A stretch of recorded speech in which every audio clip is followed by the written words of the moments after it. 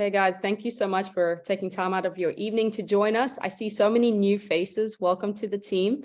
What we do on Sunday evening is we, for 30 minutes, have topics that we like to present on to help bring us all together and also educate you all. And then as we present on the topics, if you have any questions, please feel free to write it in the chat below. We have one of the coaches always looking at the questions. So that is how we kind of go through and answer questions versus you putting your hand up or trying to speak. It just keeps the flow a little bit better. And then in 30 minutes, we stop the call and then we'll record it. If you have to hop off, we'll record it and send it out after this call. So before we get kicked off, all the coaches are presenting on a topic. The sweaters, all of you guys, I think two of you guys wearing Ashton and Alice the sweaters, all of you should have gotten sweaters, long sleeves, beanies. Well, sweaters and long sleeves just came out this week. The beanies are coming this week. They were made by someone else. And so we had to wait for those to come in. And then if you're in Austin, you will get it. Most of you picked no shipping. And so you can pick it up from Julz. Since I'm leaving tomorrow, Julz is going to have the box of all the gear. So please make a point to reach out to her. That way you can pick up the sweaters and beanies from her at one of the workouts. She's going to be doing a lot of the swims this week. And then a reminder, the Ownway, the custom triathlon kits, we're going to keep ordering open till tomorrow because I think a lot of you are still going back and forth on sizes. If you have any questions on sizing, please post it on the Facebook. I know a lot of people are putting in their sizes and what works best for them, as well as Slack, or feel free to message one of us if you're not on Facebook and we can give you the best advice for that. And then the last thing I'm going to just present on, just chat about is a lot of you have gotten an email about nationals. And we've had a lot of questions like, is this spam? What is this? And basically what it is you get invited to go to age group nationals. If you did a USA triathlon race and you finish within the top 10% of your age group, you get an automatic invitation to the sprint nationals or age group nationals. And a lot of people who enjoy doing that distance love to go there because you're basically testing yourself up against the best in the nation. And what you earn from or what you can race for is, I think it's about the top 20 in each age group, approximately, earn a spot to be on the USA Worlds team. And just like, we qualify for Ironman World Championships in Kona or wherever else now, you would qualify for the World Championships in Olympic distance. And it's usually in Europe or Australia, etc. And they send you with the USA team, you get a USA kit. So it's something really cool if that's a distance that you enjoy and want to aspire to. So just talk to your coach about that if you want to add it to your schedule. From there, we're going to get going. Coach Harold, since you're already green and kind of lit up to talk, I know you have a topic on strength to cover for tonight, so I'll let you get us kicked off. Okay, all right, so thanks for the time here, Natasha. As we're getting moving into the preseason phase of the year, and a lot of us are shifting and starting to focus somewhat on getting some strength training done over through the holidays to lead into next year's season. This is the time whenever we want to do the most strength training that we're going to do all year, right? So we kind of want to set ourselves up for later in the year when we're maybe doing a lot less strength training and we're getting ready for races. So this first big block of training that's on your Train Heroic calendar, for those who are on the endurance athlete platform, I think that's most of us. There are a few of us who are on the strength athletes platform. They're the ones who are a little more familiar with doing the gym work. They're coming from a background where they've been working with barbells in a strength conditioning environment for a long time. This specific layout that I'm going to give you all is just for the folks who are on the endurance athletes platform. Okay, so that's one thing that I want to clear up. A couple of other things on the app that I want to clear up before I get going is that speaking to your specific individual coaches, they may give you some of these strength sessions on different days than what is listed on the Train Heroic calendar. That is perfectly fine. If they give you a session on another day, you would just pull it up on the day that it's listed on Train Heroic, and then it'll ask you if you want to move it to that day. Then just click yes, go through the questionnaire, and boom, you're ready to work out. Okay, pretty simple. The other thing is I'm going to recommend that you all start to actually pull the app out and use it as you go through the workout, because you can input the weights that you're doing on the exercises into the app as you check off the exercises. And this will create a database for you so that you'll know what weights you used on those exercises again the next time it comes up. And then you'll also start to get, once you get enough data in there, the app will recommend to you weights for specific sets and rep ranges that may not be on the workout that you've done previously. So you get a couple of good things there. You get a good running log of what weights you did on specific exercises. And I've been doing this for 20 years, and sometimes I forget what weights I used over the last build of, back squats that I did. So I have to put them in there too. And it's good to have that database of feedback from your workouts going forward as well. Okay. So the block of training that's on your trainer work calendar, I just published it earlier this morning. It's a 6-week block. Okay. And I'll give you guys some notes as we go through the weeks, and then you'll have this recording on Facebook as well. But over the 6-week block, it's going to be broken down into first 3 weeks and then second 3 weeks. Over the first 3 weeks, our keying exercises that we're going to be focusing on progressive overload or getting stronger on, our strength main exercises are going to be back squats and straight leg deadlifts or Romanian deadlifts. Okay. Over the first week, you're just going to come in with a nice conservative mindset, right? And start to establish some weight at the rep ranges that you get both of those exercises at. Be a little bit conservative on the first week. Don't go, being too aggressive, especially for those who haven't done a lot of lifting previously. And the second week, we're going to keep the weight for the straight leg deadlifts the same. We're just going to increase the number of sets. So you get a progressive overload from more sets, not adding weight. But for the back squat, we're going to change the rep range. We're going to bring the reps down and we're going to increase the weight. So on your back squat from week 1 to 2, you're going from 8 reps down to 5 reps. And I want you to add about 15% of weight to the barbell, give or take, whatever you feel comfortable with. Okay. That's weeks 1 and 2. Then when we get to weeks 3, this is kind of like our benchmark week for the back squat and for the Romanian deadlift or for the straight leg deadlift. This is where we're going to be a little more aggressive. We're going to do top sets on both of those exercises. For 5 reps, you're going to challenge yourself and find out what's the most weight you can do over a set of 5 in week 3 over both of those exercises. That's going to probably tax you a little bit, and you're going to come off the back end of that feeling a little bit sore. So the next 2 weeks, we're going to shift away from leg work, and we're actually going to do some upper body strength work. Now, I don't do a lot of upper body strength work during the season because it doesn't translate well to all of the swim volume that we do. But now that we're in the preseason, we're taking away from races. Let's do some upper body strength work. Over the next 2 weeks, we're going to key on doing bench press, some upper body accessories, and I'm going to throw in some single leg work in there as well. And we're going to do some split squats. All right. Then after those 2 weeks, we're going to come back for the 6th week for the final week, and we're going to repeat what we did in week 3. We're going to do our top sets for the back squat and for the Romanian deadlift one more time again in that last week. And you'll see the same rep scheme. So if you put your weights into the app in week 3, then the weights that you used in that week will come back up again on the app for week 6, right?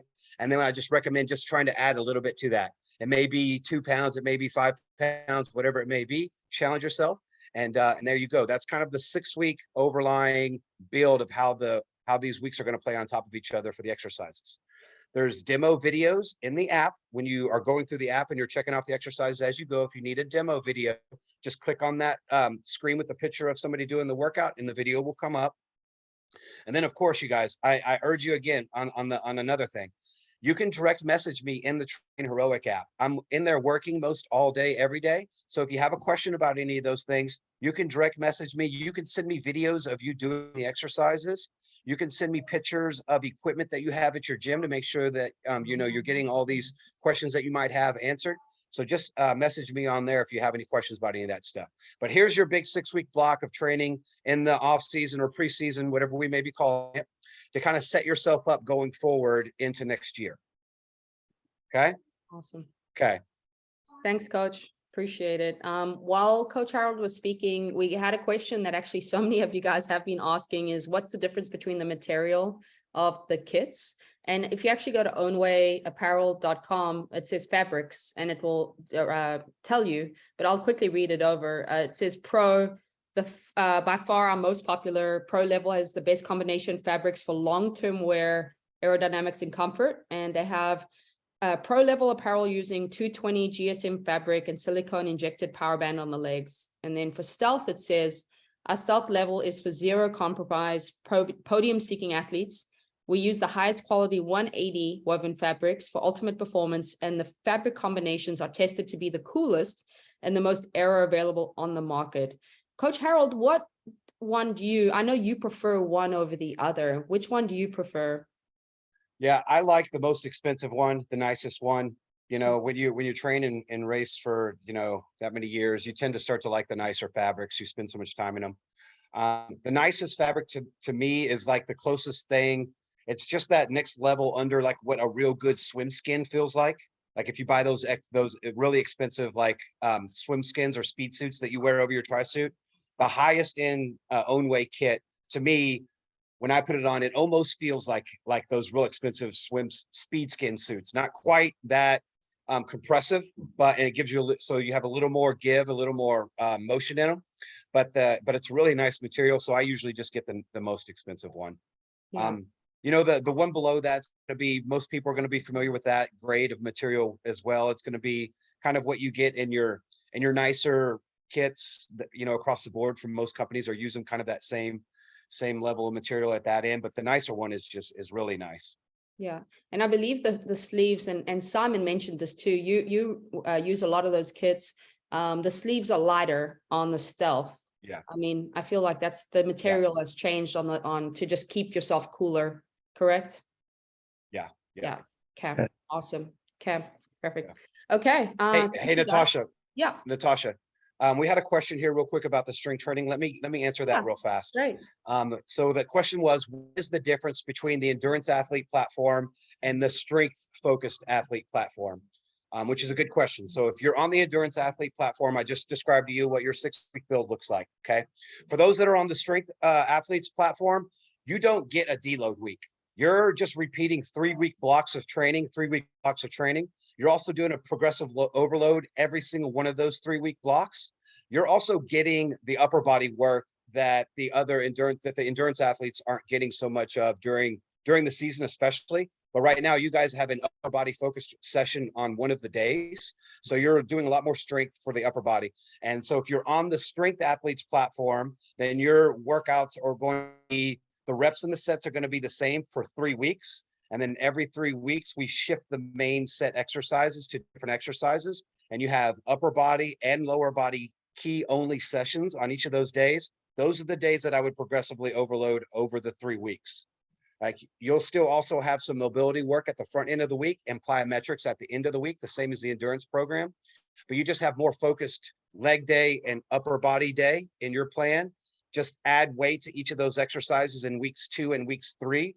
And then again, start that cycle over on that 4th week when the new exercises come up. Does that make sense? Awesome. Okay. Okay, we're going to go to some of the coaches. I know they've prepared a topic. Coach Ashton, did you have anything for this evening? Couldn't remember. I did not. Okay, perfect. And Coach Katie? No, as well. Okay, I know Coach Parker did, so I'll go to you, Coach. Yeah, so I guess I want to talk about today, kind of since we are in this off season right now and we have a little bit more time, I guess, so we aren't training as much. Our training volume isn't necessarily as high as it normally is. We don't have any big races coming up. We're not super nervous about anything coming up.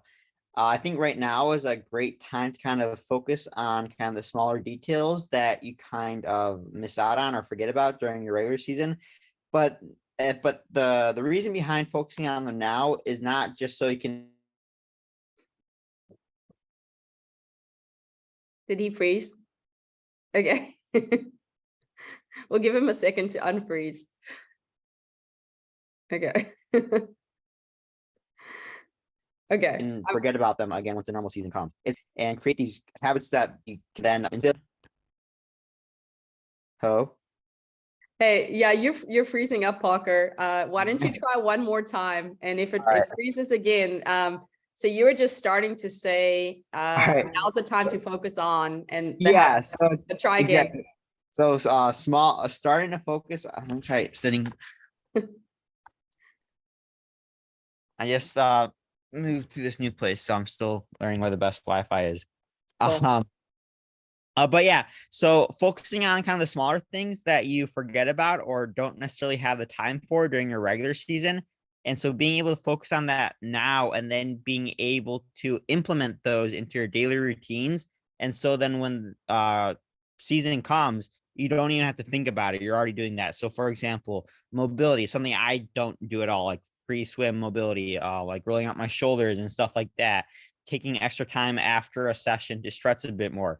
That's something I'm gonna be focusing on a lot more right now when I have a bit more time and I'm not, training as much as I normally am, just so when the normal season comes, if I don't do that, it's just going to feel super weird because by then I will have created this habit to roll before or like foam roll my shoulders or my back before a swim. Really dialing in my nutrition, weighing out exactly how many grams of carbs I'm having per hour, just so when the season comes, like I just mentioned, it's already like habit. Like I'm just going to do it. Just like how I, wake up and the first thing I do is hop on my bike. I don't even think about it now. And so if we start these habits now, when we can think about them, when we have that more time, when season comes, we're not even going to be thinking about it. We're just going to be doing it right away. And that's just a quick little tip to, help instill good habits for regular season. Awesome. I appreciate that. You guys, I think it's highly overlooked, and this is a thing that the best do. If you're looking at what are the top athletes in the world doing, a lot of them are not. Some of you are training at such a high level and such a high volume already, and then you have to look at, well, what are they doing that's different? And it really just is attention to detail. And I know for myself, when I did spend 5-10 minutes going up and rolling my lats out, and I had just better mobility, better reach in the pool, something people don't think to do. I remember I always swam so much better. And what I would encourage you to do is when you do it, note it for your coach as a reminder for your coach, but also for yourself, because we have built-in forgetters. And when we start to get busy again, we get rid of those little things that actually made this massive impact. And I would even argue to say that you're probably better off, if you see that these things help you, you're better off cutting your workout to 2,700 instead of the 3,000, spending that extra 5 minutes and going and rolling out, than just getting that mileage in, because then the quality is really on point and you're going to feel really good. We've been talking post Arizona. We had a lot of people that had a lot of back issues, and we've been talking about why that is. But we did uncover that a lot of people have really tight hips and they're not spending any time doing mobility, and their hips are really tight. And now you're stuck in an aero position on a really crappy road, fighting the wind. Yeah, you're tense and your back is going to light up for sure. And so getting ahead of it now is really going to save your season. We had someone who raced today and he said, man, I am so fit. He wasn't able to, it was his first race in a long time, but he just came off hip surgery. And he wasn't really truly able to express the fitness had been gained because his hips were just locking up.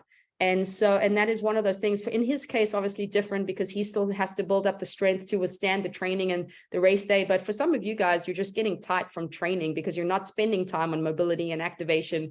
Our limiter is our body above fitness for most of the time. So, okay, we're going to move on. Julz, did you have anything for this evening?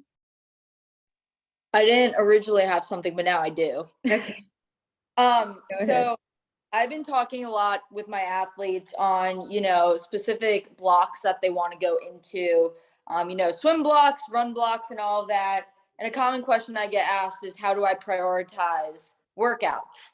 And so with that, if you're someone who wants to work on swimming in the off season, if you have a swim and a run on the same day, you really want to be prioritizing the swim, since it is the one that you want to be getting better at. You don't want, the other day on Wednesday here in Austin, we have a run and a swim. And so many people in the pool were telling me, oh, I'm cramping up. Like, I'm so toast from the run we did this morning. And I was like, well, if you know that you're in a swim block right now, ease up a little bit on the run so that you can have a lot better swim. So just being mindful with that, and the same thing as if you want to be in a running block, prioritizing the run over the swim or the bike. Obviously, you want to still be making gains in those other disciplines, but putting the most of your energy towards that. So at least for me, I'm not really training right now, but last year I was in a run specific focused block. And so if I had a run and a swim the same day, I would do my run before I would do my swim. And so just being mindful of, what your priorities are in this off season, and then making sure you're hitting those priorities when you are the most fresh. You're going to get the most bang out of your buck for that. Yeah. Perfect. And I will add to that, some of us are so hesitant, and we talked about this before, to let another discipline kind of sit, where if you do want to make the advancement in your swim, you do need to back off the intensity and the volume on the bike and the run. And for some of you, we know you're advanced enough where you can kind of handle a little bit of it, but I think you do also need to be honest with yourself and then with your coach, that if you feel like, hey, we're giving you a bit of a harder bike workout, but you feel that it then impacts your swim the next day, you need to let us know and say, hey, let's just kind of sit in foundation, build up the base. I mean, that's going to just really set a great tone for the work that is to come. I always say you got to prepare to train. So everything that you're doing right now is not lost. It's preparing your body to withstand the bigger key workouts that are to come. With that being said, so we've had multiple people go and do 5Ks and running races. We had a guy ran a 1:17 in his half marathon. He came out of a swim block, y'all. Bobby Dortrick, 17-minute 5K. He was in a swim block. The crossover of fitness is insane. And I've seen it across the board from swim blocks into run performance. And I'm seeing a lot, it's really risky to do like VO2 type work on the run. But you can do it on the bike. You can do it just really hard sessions in the swim. And the essentially the adaptations occur from that carries over to the run in a big way. So again, when you're doing these bike blocks, you could still go out and really perform well in the runs. You should expect yourself to perform well. It's happening time and time again. So who is next? I can't see the whole pages, and I know some of the coaches. I'm trying to look back on the email who's presenting. Alice, did you have anything for tonight? I'm trying to see who else is on the call. No. So one of the coaches just speak if I am not seeing you. I have one thing that I want to add real quick. I'm fortunate enough to work with a lot of new athletes to the sport, and I think there's a lot of newer athletes on this call too. This may go without saying, but use us as a resource. I had someone reach out to me earlier this week and they didn't know what a stride was. And I think a lot of times we just kind of get into the motions, like, we assign workouts, and I don't ever want anyone to feel intimidated to be like, this seems so basic. It's on every run, but like, what is it? And then you're like trying to do your own research on what it is. Use us as a resource. There's no dumb questions. Like, we are here to help you understand your intention behind workouts, understand what the purpose is behind your training. So I just wanted to throw that out there. Don't be intimidated, especially if you're new to the sport, or if you're existing to the sport and you just like kind of get caught up in the motions of things. Just speak up. We're here for that. We love that. Even if it's not your direct coach and it's someone else, that's what this community is all about. So just wanted to throw that out there since that was kind of fresh on mind. Yeah, I appreciate that.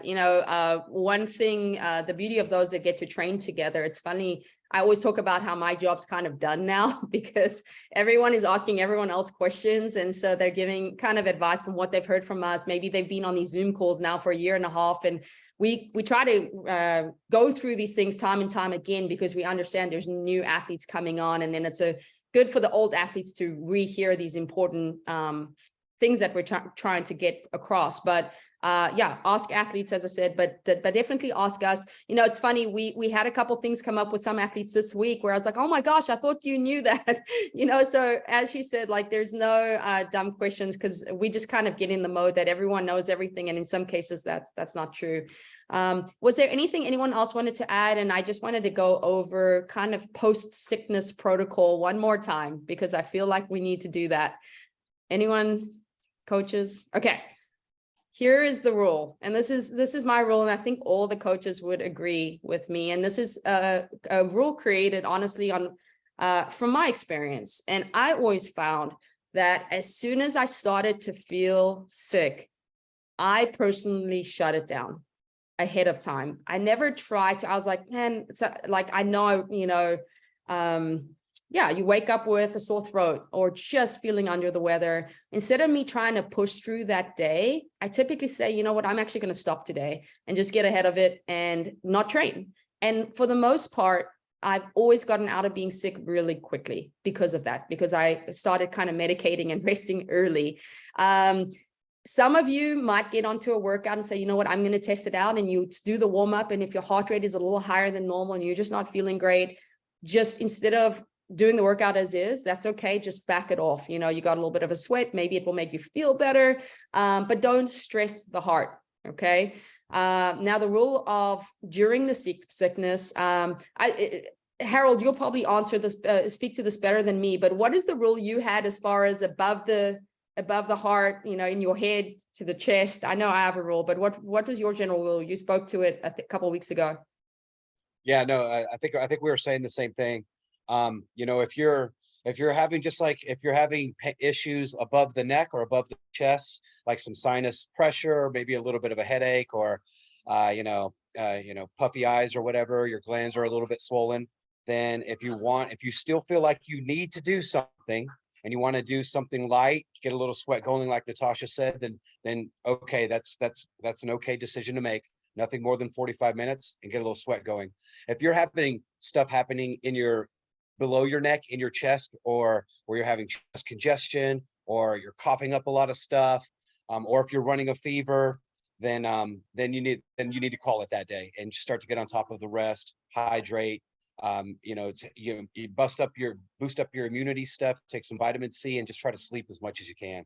Awesome. Yeah, perfect. And so after that, and then we're going to end on this, don't come back too quickly. Okay. I get a lot of pushback from my athletes when we typically kind of load up the week ahead and they've maybe felt not great on the weekend. I say, okay, we can kind of start to get back into the training, but you have to keep it easy. You got to keep your heart rate low. And I typically like to have maybe 2 to 3 days of aerobic training coming off sickness at the very least, before I start to test it out a bit again. And I usually say, hey, I'm going to test the legs before I test the heart. So maybe if I'm on the bike and I just want to see if I can bring back a little bit of power back into my legs, I might do like a couple 30-second big gear interval and then start there and kind of see how my body responds to it. And then if that went well, then I'd say, okay, I'm going to kind of bring my heart rate up a little bit more, but nothing extreme. I'll kind of really work into it to where it's almost a week going by that I'm now fully back into training. There's so much fitness that is being built. And especially if you're mindful, you're focusing on form through endurance training. I think we undervalue the gains that are being made just by showing up day in, day out without like very intense intensity behind it. So going to end on that. Okay, you guys, I am not going to see you all for a couple of weeks. I'm going to South Africa on Tuesday. So I just want to wish you all a Merry Christmas and Happy Holidays.